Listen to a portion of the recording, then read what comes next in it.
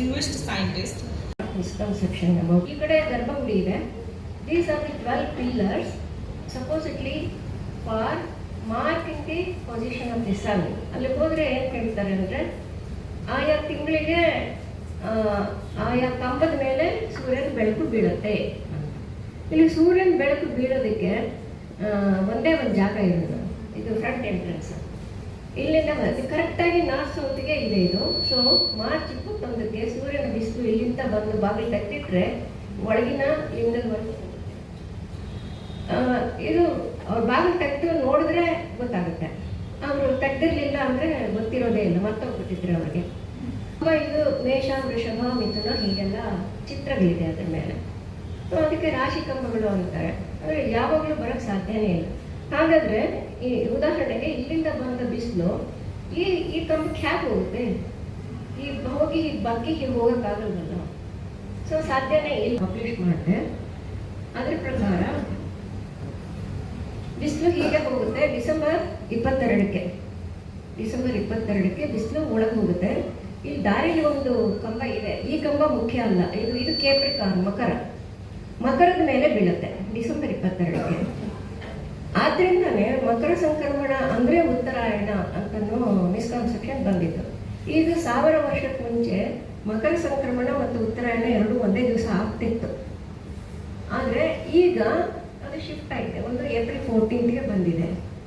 ಆದ್ರಿಂದ ಇದು ಒಂದೇ ಒಂದು ಇದನ್ನ ಫಿಕ್ಸ್ ಮಾಡ್ಕೊಳ್ಳೋಕ್ಕೋಸ್ಕರ ಇಲ್ಲಿ ಮಕರ ಅಂತೂ ಮಾರ್ಕ್ ಮಾಡ್ಕೊಂಡಿದ್ರು. ಆಮೇಲೆ ಚಿತ್ರಗಳು ಬರೆದ್ರು ಅಂತ ಕಾಣುತ್ತೆ. ಮೊದಲೇ ಚಿತ್ರ ಬರೆದು ಇಟ್ಟಿದ್ರು. ಇದೆಲ್ಲ ನಮಗೆ ಹೇಳೋದಕ್ಕೆ ಯಾರು ಇಲ್ಲ. ಎಲ್ಲರೂ ವಿಂಟರಲ್ಲಿ ಅಬ್ಸರ್ವ್ ಮಾಡೋದಕ್ಕೆ ಸಾಧ್ಯ ಇದೆ. ಒಂದು ಕಾಲದಲ್ಲಿ ಉತ್ತರಾಯಣದಿಂದ ವರ್ಷ ಶುರು ಮಾಡ್ತಿದ್ರು ಅಂತ ಕೂಡ ಒಂದು ಥಿಯರಿ ಇದೆ. Today people propagate the idea that the 12 pillars get illuminated by the sun in the 12 months, which is not true. More important is the fact that they are solstice markers. ಈ ಸಾಲ್ಸ್ಟಿಸ್ನ ಗುರುತು ಮಾಡೋದೇ ಬಹಳ ದೇವಸ್ಥಾನದ್ದು. ಇದಕ್ಕೆ ಕೂಡ ನನಗೆ ಅಲ್ಲಿ ಹೋಗಿ ಇವತ್ತು ನೋಡಿದ್ರೆ ನಿಮಗೆ ಈ ಥರ ಒಂದು ವ್ಯಾಂಟೇಜ್ ಪಾಯಿಂಟ್ ಸಿಗುತ್ತೆ ಹೊರತು ಈ ಚಿತ್ರ ಸಿಕ್ಕಲ್ಲ. ಇದು 200 ವರ್ಷ ಹಳೆಯದು. 1792ನಲ್ಲಿ ಇಬ್ಬರು ಬ್ರಿಟಿಷ್ ಅಣ್ತಮ್ಮಂದ್ರು ಬಂದಿದ್ರು, ಡೇನಿಯಲ್ ಬ್ರದರ್ಸ್ ಅಂತ. ಅವರು ಮಾಡಿದ್ದ ಪೇಂಟಿಂಗ್ ಇದು ಬ್ರಿಟಿಷ್ ಮ್ಯೂಸಿಯಂನಲ್ಲಿದೆ. ಇದು ಕೂಡ ಒಬ್ಬ ಬ್ರಿಟಿಷರನ್ನೇ ಮಾಡಿದ್ದು, ಹಂಟರ್ ಅಂತ ಅವ್ರ ಹೆಸರು. ಅವ್ರಿಗೆ ಯಾವಾಗ ಇಂಡಿಯಾಗೆ ಬರ್ತಿದ್ರು ಆರ್ಟಿಸ್ಟ್ ಬಂದ್ಬಿಟ್ಟು ಇಲ್ಲೇ ಅವ್ರು ಬೇರೆ ಏನೋ ಹೇಳ್ತಾರೆ, ಅದನ್ನ ನಾನು ಕೇಳಲ್ಲ. ಆದರೆ ಈ ಚಕ್ರಗಳೇನಿದೆ ಇದು ಇಂಪಾರ್ಟೆಂಟ್. ನೀವು ನೋಡಿದಾಗ ಈ ಚಕ್ರ ಸುಮಾರು 1 ಮೀಟರ್ ಅಷ್ಟು ಅಗಲ ಇದೆ. ಈ ಚಕ್ರದ ಉದ್ದೇಶ ಏನಿತ್ತಂದ್ರೆ ಜೂನ್ 20ಕ್ಕೆ ಇದರ ನೆರಳು ಇದ್ರ ಮೇಲೆ ಬೀಳುತ್ತೆ. ಜೂನ್ 22ಕ್ಕೆ, ಡಿಸೆಂಬರ್ 22ಕ್ಕೆ ಇದರ ನೆರಳು ಇದ್ರ ಮೇಲೆ ಸೂರ್ಯೋದಯಕ್ಕೆ ಬೀಳುತ್ತೆ. ಒಂದು ಸೂರ್ಯಾಸ್ತಕ್ಕೆ, ಒಂದು ಸೂರ್ಯೋದಯಕ್ಕೆ. ಅಂದರೆ ನೀವು ವಿಂಟರ್ ಸಾಲ್ಸ್ಟೀಸ್, ಸಮರ್ ಸಾಲ್ಸ್ಟೀಸ್, ಉತ್ತರಾಯಣ, ದಕ್ಷಿಣಾಯನ ಮಾರ್ಕ್ ಮಾಡ್ಕೊಳ್ಳೋದಕ್ಕೆ this is one of the best tools. It's so big, so you can't miss it. So ಇದು ಈ ಚಿತ್ರ ನನಗೆ ಅಷ್ಟೊಂದು ಉಪಯೋಗಕ್ಕೆ ಬರಲಿಲ್ಲ. ಎರಡು ಒಂದೇ, 8 ವರ್ಷ ವ್ಯತ್ಯಾಸದಲ್ಲಿ ಮಾಡಿರೋದು.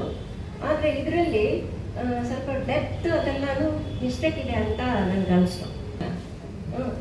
ಆದರೆ ಅದು ಉತ್ತರಾಯಣ ದಿವಸ ಅಲ್ಲ, ಜನವರಿ 14ಕ್ಕೆ ಆಗೋದ್ರಿಂದ ಸಿಂಪಲ್ ಲಾಜಿಕ್ ಏನಂದರೆ ಅದು ಆ ಕಡೆ ಹೋಗುವಾಗೂ ಆಗಬೇಕು, ವಾಪಸ್ ಬರುವಾಗಲೂ ಆಗಬೇಕು.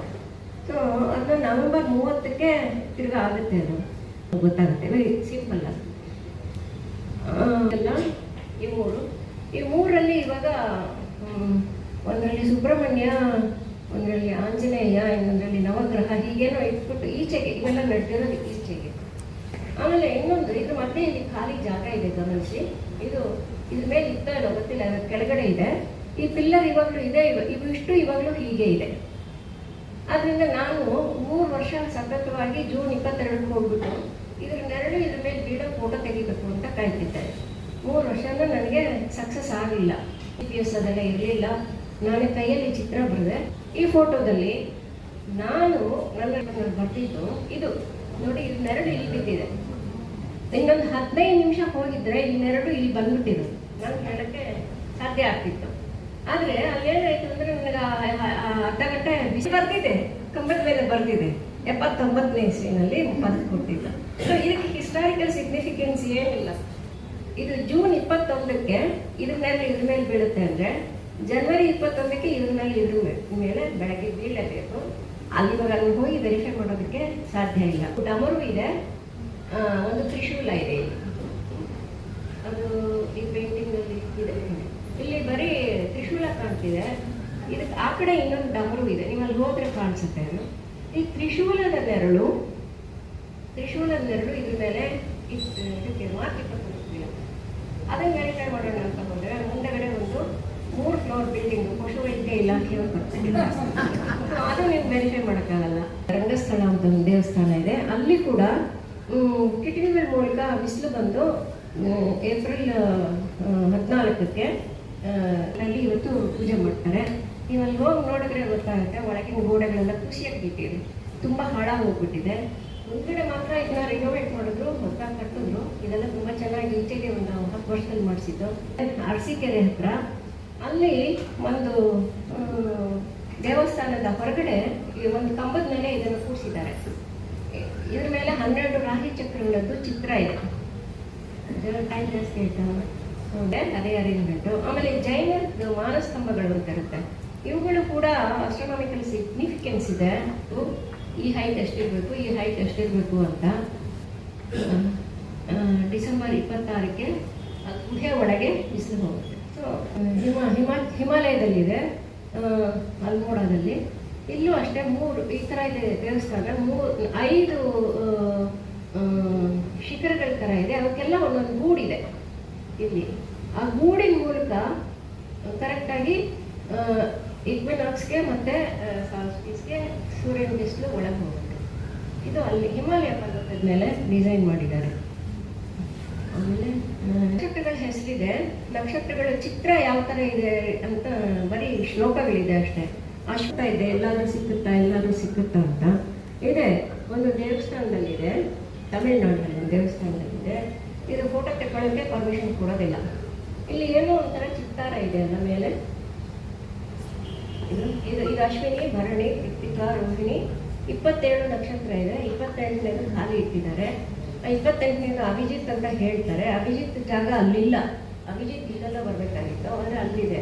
ಸೊ ನೀವು ಹೇಳೋ 27 ನಕ್ಷತ್ರಗಳದ್ದು ಹೆಸರುಗಳು ಅಲ್ಲಿದೆ. ಇದು ಆ ಊರ ಹೆಸರು ತಮಿಳುನಾಡು, ಪುದುಕೋಟೆ ಹತ್ತಿರ ಇದೆ. ಆಮೇಲೆ ಅದಕ್ಕೆ ದೇವಸ್ಥಾನದಲ್ಲಿ ಇನ್ನೂ ವಿಶೇಷ ಇದೆ. ಇದು ಪ್ರಭಾವಳಿ ಥರ ಇದೆ. ಇನ್ನು ಫೋಟೋ ತೆಕ್ಕೊಳ್ಳೋಕೆ ಪರ್ಮಿಷನ್ ಕೊಡೋದಿಲ್ಲ. ಅಂದರೆ ಅವರು ಯೂಟ್ಯೂಬರ್, ನಿಮ್ಗೆ ಗೊತ್ತಿರಬೇಕು, ಅವ್ರು ಹೋಗಿ ಫೋಟೋ ತೆಕ್ಕೊಂಡು ಯೂಟ್ಯೂಬ್ನಲ್ಲಿ ತೋರಿಸ್ತಾರೆ. ಇದನ್ನ ಅವ್ರು ಹೇಗೆ ಮಾಡಿದ್ರು ಅನ್ನೋದು ಗೊತ್ತಿಲ್ಲ. ನಾವು ಆ ಚಿತ್ರಗಳು ಸಿಕ್ಕಿದೆ. ಆಮೇಲೆ ಇನ್ನೊಂದರಲ್ಲಿ ಈ ಥರ ಒಂದು ಚಿತ್ರ ಇದೆ. ಇಲ್ಲಿ ಒಳಗಡೆ 9 ಗ್ರಹಗಳ ಚಿತ್ರಗಳಿದೆ. ಅದ್ರ ಸುತ್ತಲೂ 12 ರಾಶಿಗಳದ್ದು ಚಿತ್ರ ಇದೆ. ಇದು ಸುಮಾರು 1000 ವರ್ಷ ಹಳೆ ದೇವಸ್ಥಾನ. ನಮ್ಮಲ್ಲಿ ಗ್ರಹಗಳಿಗೆ ಏನೇನು ಚಿತ್ರ ಬರೀತಿದ್ರು ಅಂತ ಇದ್ರೆ ಗೊತ್ತಾಗುತ್ತೆ. ಇವಾಗ ನಾವು ಬೊಂಬೆಗಳು ಇಟ್ಕೊಡ್ತೀವಲ್ವ, ನವಗ್ರಹ ಅಂದರೆ ಎಲ್ಲ ಬೊಂಬೆಗಳು ಇಟ್ಬಿಟ್ಟು ಅದಕ್ಕಿಂತ ವಾಹನ ಇಂಥ ಈ ಥರದ್ದು 2 ಇದೆ ಹೇಳ್ಬಿಡ್ತೀನಿ. ಬ್ಯೂರೋ ಆಫ್ ಸ್ಟ್ಯಾಂಡರ್ಡ್ಸ್ ಅಂತ ಹೇಳಿದೆ. ನೀವು ಬೇಲೂರು ದೇವಸ್ಥಾನಕ್ಕೆ ಹೋಗಿ ನೋಡಿದ್ರೆ ಈ ಆನೆಗಳಿದೆಯಲ್ಲ, ಈ ಆನೆಗಳ ಮೇಲೆ ಒಂದು ಸ್ಕೇಲ್ ಇದೆ ನೋಡಿ, ಇಲ್ಲೊಂದು ಸ್ಕೇಲ್ ಇದೆ, ಮೀಟರ್ ಸ್ಕೇಲ್. ಇದು ಟಿ ನರಸೀಪುರ ದೇವಸ್ಥಾನದಲ್ಲಿ ಮೀಟರ್ ಸ್ಕೇಲ್ ಇದೆ. ಇದು ಯಾಕೆ ಬೇಕಾಗಿತ್ತು ದೇವಸ್ಥಾನದಲ್ಲಿ ಮೀಟರ್ ಸ್ಕೇಲ್ ಅಂದರೆ, ಅವರು ಟ್ಯಾಕ್ಸ್ ಹಾಕಬೇಕಲ್ಲ. ಟ್ಯಾಕ್ಸ್ ಹಾಕ್ಬೇಕಾದ್ರೆ ಇಲ್ಲಿ ಬಂದ್ಬಿಟ್ಟು they use this standard meter and measure the ಇದು area and fix the tax based on that. ಇಷ್ಟು ಸೇರು, ಇಷ್ಟು ವೀಸಾ, ಅದು ಹೇಗೆ ಅಂತ. ಆಮೇಲೆ ತೂಕ, ತಕ್ಕಡಿ ಇರ್ತಿತ್ತು ಎಲ್ಲ ದೇವಸ್ಥಾನದಲ್ಲೂ. ಆ ತಕ್ಕಡಿ ಬಟ್ಟುಗಳು ಅವರು ಹೇಳಿದ ಸ್ಟ್ಯಾಂಡರ್ಡ್ ಅದು. ಅಲ್ಲಿರೋದನ್ನು ಎಲ್ಲರೂ ಫಾಲೋ ಮಾಡಬೇಕು, ಯಾರು ಮೋಸ ಮಾಡೋ ಹಾಗಿರಲಿಲ್ಲ. ಆದ್ದರಿಂದ ದೇವಸ್ಥಾನಕ್ಕೆ ಹೋಗ್ಬಿಟ್ಟು ತೂಕದ ಬಟ್ಟು ಮಾಡಿಸ್ಕೊಂಡು ಬರಬೇಕಾಗ್ತಾ ಇತ್ತು, ಅಲ್ಲಿ ವೆರಿಫೈ ಮಾಡಿಸ್ಕೊಂಡು ಬರಬೇಕಾಗ್ತಾ ಇತ್ತು. ಈ ಥರದಲ್ಲಿ ಅದು ಬ್ಯೂರೋ ಆಫ್ ಸ್ಟ್ಯಾಂಡರ್ಡ್ ಆಗಿತ್ತು. ಇದನ್ನು ನಾನು ಹೇಳಿದ್ದು. ಇದು ನೀವು ಹೋದರೆ ಹುಡುಕಿ ಎಲ್ಲ ದೇವಸ್ಥಾನದಲ್ಲೂ ಇರ್ಬೋದು. ಇದು ಕೆಲವು ಕಡೆ ಬಂಡೆ ಮೇಲೆ ಕೆತ್ತಿದ್ದಾರೆ ಮೀಟರ್ಸ್. ಬಟ್ ಇದು ನೀವು ಗೊಮ್ಮಟೇಶ್ವರನ ದೇವಸ್ಥಾನ ನೋಡಿದ್ದೀರಾ? ಇಲ್ಲಿ ಒಬ್ಬ ಮನುಷ್ಯ ಕೂತಿದ್ದಾನೆ. ಇಲ್ಲಿ ಅಲ್ಲಿದೆ, ಇಲ್ಲಿ ಸ್ಕೇಲ್ ಇದೆ. ಇಲ್ಲಿ ಫೋಟೋದಲ್ಲಿ ಅಷ್ಟು ಚೆನ್ನಾಗಿ ಕಾಣ್ತಿಲ್ಲ. ಇದನ್ನೇ ಎನ್ಲಾರ್ಜ್ ಮಾಡೋದ್ರಿಂದ ಈ ಥರ ಆಗ್ಬಿಟ್ಟಿದೆ. ಇಲ್ಲೊಂದು ಸ್ಕೇಲ್ ಇದೆ. ನೆಕ್ಸ್ಟ್ ಟೈಮ್ ನೀವು ಶ್ರವಣ ಬೆಳಗೊಳಕ್ಕೆ ಹೋದರೆ ಗಮನಿಸಿ, ಅಲ್ಲೊಂದು ಅಳತೆ ಪಟ್ಟಿ ಇದೆ. ಪರ್ಪಸ್ ಅದೇ ಇತ್ತು. ಆಮೇಲೆ ಇದು ಯಾವ ದೇವರು, ಯಾವುದನ್ನ ನೀವು ನಾರಾಯಣ ಅಂತ ಕರಿಬೇಕು, ಯಾವುದನ್ನ ನೀವು ಕೇಶವ ಅಂತ ಕರಿಬೇಕು ಅನ್ನೋದಕ್ಕೆ ಅಲ್ಲಿದೆ ನೋಡಿ. ಇದೊಂದು ಸಂಸ್ಕೃತ ಶ್ಲೋಕ ಓದ್ಕೊಂಡ್ರೆ ನಿಮಗೆ ಯಾವುದೋ ಭಾಷೆ ಇದ್ದಾಗಿದೆ. ಇದೇನಂದ್ರೆ ಶಂಖ ಚಕ್ರ ಇದ್ರೆ ಕೇಶವ, ಪದ್ಮ ಇದ್ರೆ ನಾರಾಯಣ, ಹಾಗೆ ಗದೆ ಚಕ್ರ ಶಂಕರ ಇದ್ರೆ ಮಾಧವ, ಈ ತರ ಹೆಸರುಗಳಿದೆ. ಇದು ಈ ಶ್ಲೋಕನ ಇವರು ಶಿಲ್ಪಿಗಳು ತಿಳ್ಕೊಂಡಿರ್ತಾರೆ. ನೀವು ಹೋಗ್ಬಿಟ್ಟು ಚೆನ್ನಕೇಶವೊಂದು ಬೇಕು ಅಂದ್ರೆ ಅದಕ್ಕೆ ತಕ್ಕ ಮಾಡಿಕೊಡ್ತಾರೆ. ಇದನ್ನ ನಾನು ಟೇಬಲ್ ಆಗಿ ಬರಿಬೋದು. ಓಕೆ, ಈ ಟೇಬಲ್ ಪ್ರಕಾರ ಅಲ್ಲಿ ಕೊಟ್ಟಿರೋದು ಎಡಗಡೆ ಕೆಳಗೆ 4 ಕೈ ಇದೆಯಲ್ಲ, 4 ಕೈ ಇದೆ. ಇಲ್ಲಿ ಕೆಳಗಡೆ ಕೈ, ಮೇಲ್ಗಡೆ ಕೈ, ಹಾಗೆ ಬಲಗಡೆದು ಮೇಲ್ಗಡೆ, ಅವು 3 ಮಾತ್ರ ಕೊಡ್ತಾರೆ. ಯಾವ್ದು ಹೆಸರಿಲ್ವೋ ಅದು 4ನೇದು ಅಂತ ನೀವು ಅಂತ. ನುಗ್ಗೇಹಳ್ಳಿ ದೇವಸ್ಥಾನ ಪುಟಾಣಿ ದೇವಸ್ಥಾನ, ಬೇಲೂರಷ್ಟು ದೊಡ್ಡದಿಲ್ಲ, ತುಂಬ ಚೆನ್ನಾಗಿದೆ. ಈ ದೇವಸ್ಥಾನಕ್ಕೆ ನೀವು ಹೋಗಿ ನೋಡಿದ್ರೆ ಈ ಥರ ವಿಗ್ರಹಗಳಿವೆ. ವ್ಯತ್ಯಾಸ ನಿಮ್ಗೆ ಗೊತ್ತಾಗ್ತಿದೆ ಅಲ್ವಾ? ಶಂಖ ಚಕ್ರಗದ ಪದ್ಮ ಬೇರೆ ಬೇರೆ ಇದೆ. ಮತ್ತೆ ಇಲ್ಲಿ ಹೆಸರಿದೆ, ಹೆಸರು ಬರೆದಿದೆ. ಇದು ಶ್ರೀಧರ, ಇದು ದಾಮೋದರ, ಏನೋ ಒಂದು ಹೆಸರು ಬರೆದಿದೆ. ಪ್ರತಿಯೊಂದು ನೀವು ಹೋಗಿ ಓದ್ಬೋದು, ಕನ್ನಡದಲ್ಲಿ ಬರ್ತಿದ್ದಾರೆ, ಓದ್ಬೋದು. ಈ ಶ್ರೀಧರ ಅಂತ ಒಂದು ಮೂರ್ತಿ ಇದೆ. ನೀವು ಹೋದಾಗ ಶ್ರೀಧರ ನೋಡಿ. ಅದು ಪಕ್ಕದಲ್ಲಿ ಇಲ್ಲಿ ಪಕ್ಕದಲ್ಲಿ ಇದು ಶ್ರೀಧರ, ಇಲ್ಲಿ ಪಕ್ಕದಲ್ಲಿ ಇವರು ಇದು ಜಗದೀಶ್ ಅವರು ಮಾಡಿದ್ದು ಕೆಲಸ. ಇದು ಪೇಪರ್ ಇಟ್ಬಿಟ್ಟು ಎಸ್ಟಾಂಪ್ ಪೇಜ್ ತಗೊಂಡಿದ್ದಾರೆ. ಎಸ್ಟಾಂಪ್ ಪೇಜ್ ದಿಸ್.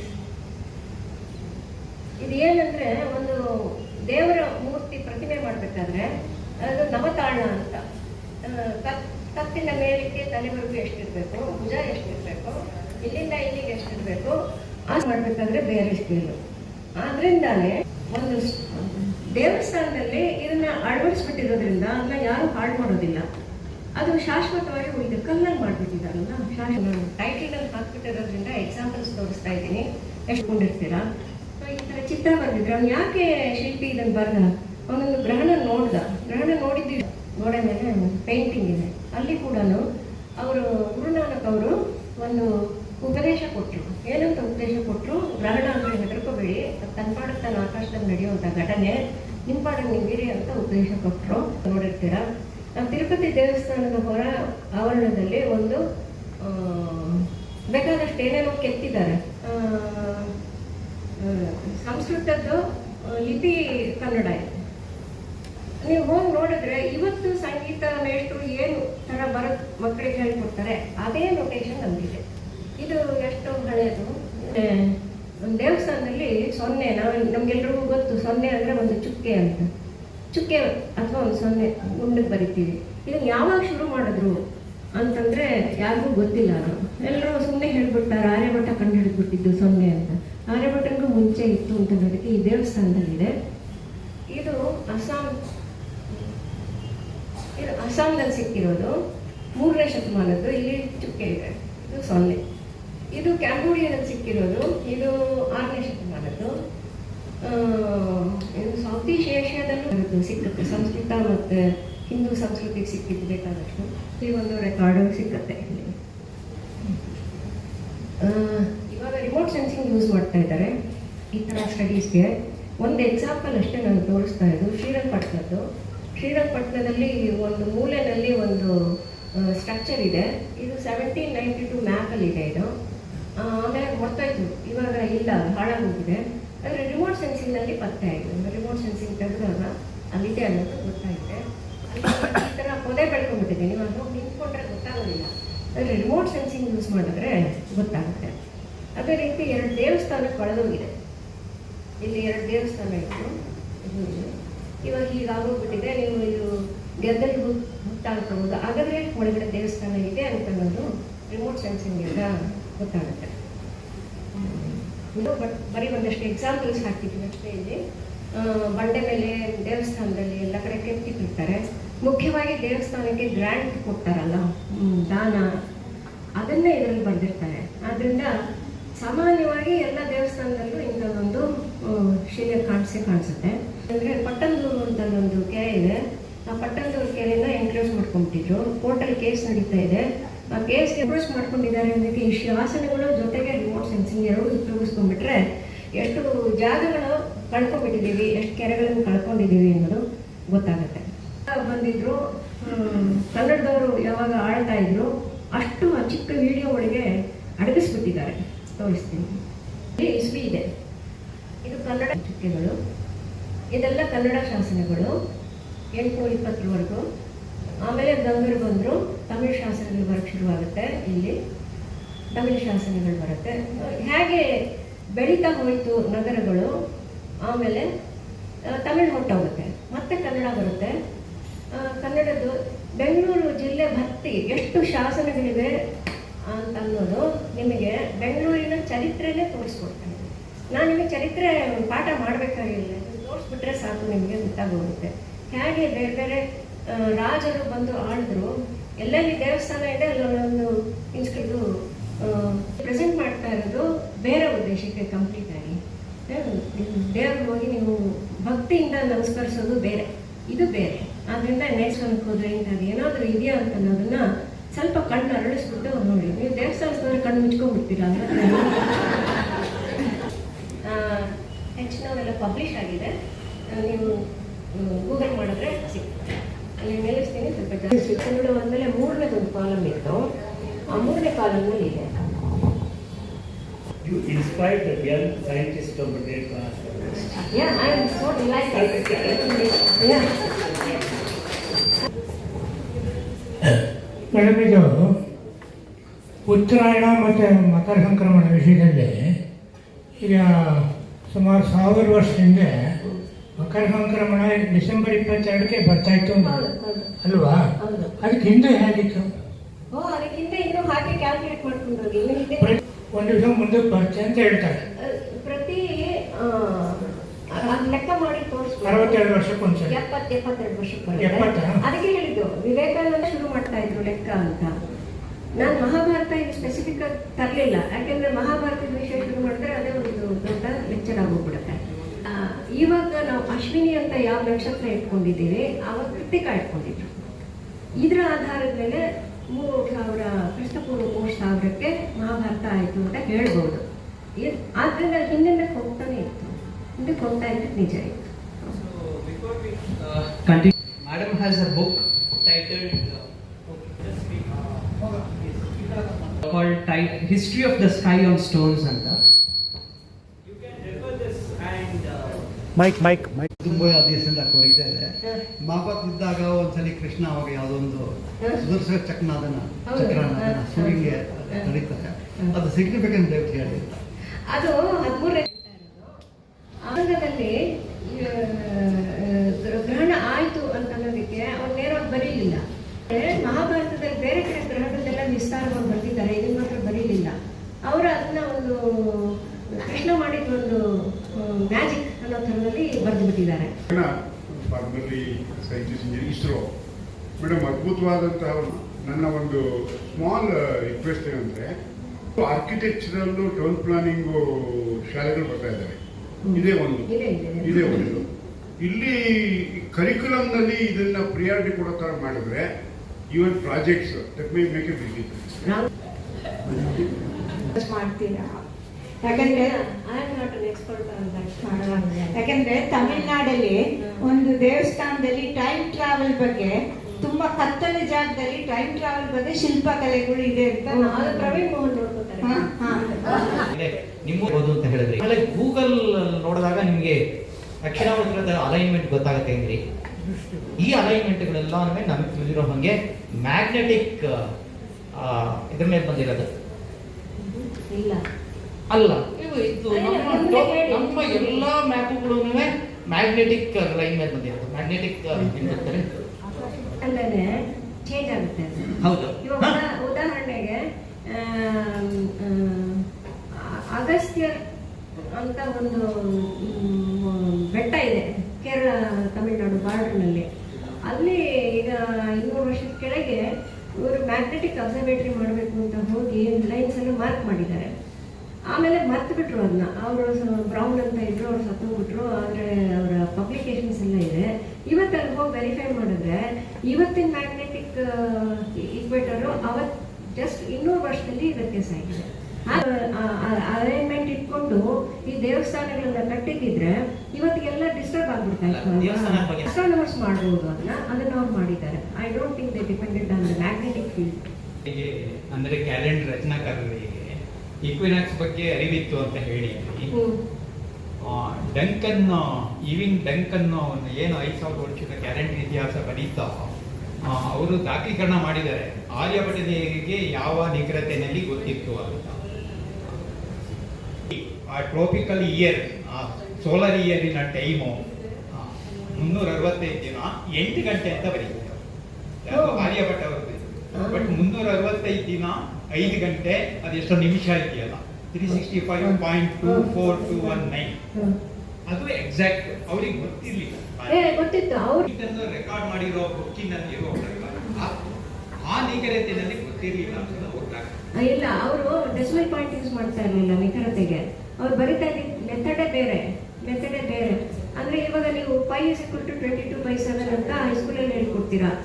PUC ಬರೋಷ್ಟಿಗೆ 3.14 ಆಗುತ್ತೆ. ನೀವು engineering ಬರೋಷ್ಟಿಗೆ 3.1415. I want to make note. Yeah. So about the magnetic field lines.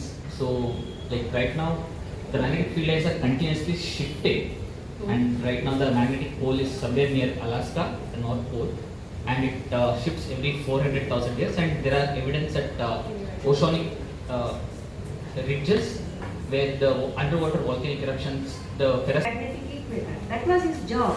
He said, let me fix the magnetic equator, and he tried that and he succeeded. But today it is not relevant because the magnetic equator itself has shifts. ಜೈಪುರಲ್ಲಿ ಎಲ್ಲ ಇದಕ್ಕೆ ನೋಡಿದ್ದೀವಿ. ಅದ್ರದ್ದು ಬಗ್ಗೆ ಒಂಚೂರು ಏನಾರ ಹೇಳ್ಬೋದಾ?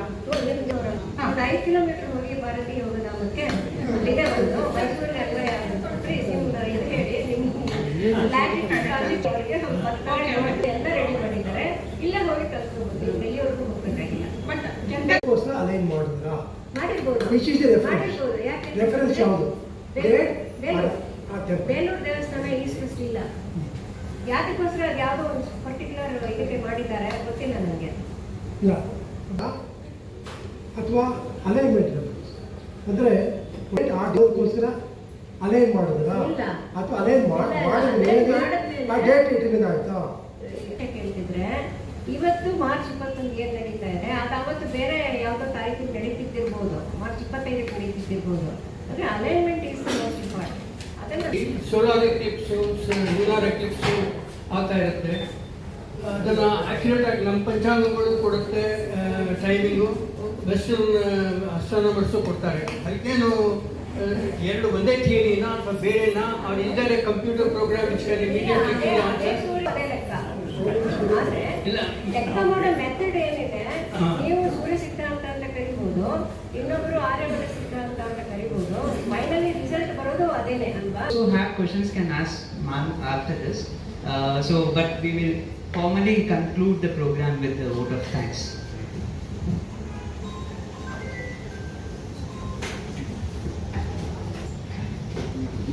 ದೇವಾಲಯಗಳಲ್ಲಿ ಖಗೋಳ ವಿಜ್ಞಾನದ ಬಗ್ಗೆ ಸುಂದರವಾಗಿ ಉಪನ್ಯಾಸ ನಡೆಸಿಕೊಟ್ಟಂತಹ BS ಶೈಲಜಾ ಮ್ಯಾಮ್ ರವರಿಗೆ ತುಂಬು ಹೃದಯದ ಧನ್ಯವಾದಗಳನ್ನು ತಿಳಿಸುತ್ತೇನೆ.